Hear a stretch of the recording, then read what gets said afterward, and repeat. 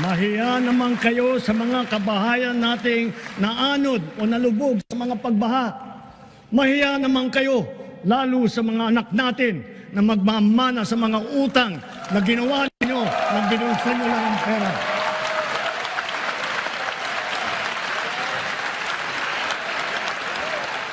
Ito ang pinakatumatak na pahayag ni Pangulong Ferdinand R. Marcos Jr. sa kanyang ika-4 na State of the Nation address.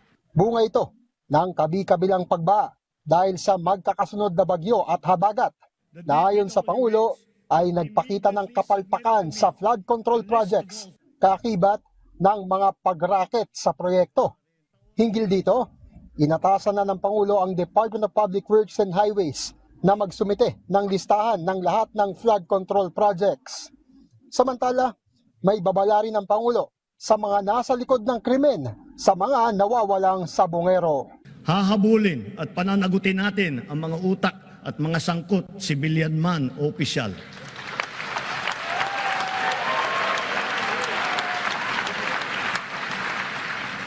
Kahit malakas, mabigat o mayaman, hindi sila mangingibabaw sa batas.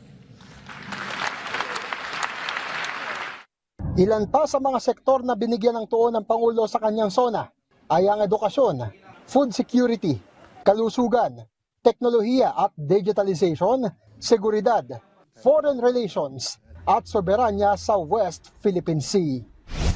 Sinaksihan ng Pangulo sa seremonya sa Malacanang ang pag-turnover ng World Bank Group Philippines Country Partnership Framework para sa fiscal years 2025 to 2031. Sinabi ng Pangulo na ito ay makatutulong sa pagsasakatuparan ng mga inilatag na programa sa kanyang SONA, lalo na ang mga nakatutok sa paglikha ng trabaho at kabuhayan at pagpapalago ng ekonomiya. Sa change of command ceremony ng Philippine Army sa Fort Bonifacio, Taguig City, nagbigay pugay ang Commander-in-Chief kay outgoing Philippine Army Chief Lieutenant General Roy Galido kasabay ng paghirang kay Lieutenant General Antonio Nafarrete bilang bagong pinuno ng hukbong katihan ng Pilipinas.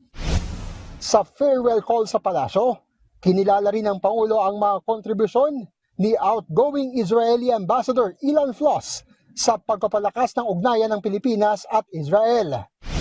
Tinalakay din ito ang bilateral cooperation sa Germany sa pakikipag-usap sa telepono kay German Chancellor Joachim Friedrich Martin Joseph Merz.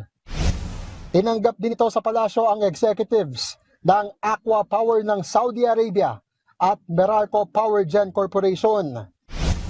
Pero ng Biyernes ay biyaheng Zamboanga del Norte ang Pangulo at kanyang pinangunahan ang pag-turnover ng mahigit 100 patient transport vehicles at pag-inspeksyon ng internet connectivity sa ilang paaralan. Harley Valbuena para sa Pambansang TV sa Bagong Pilipinas.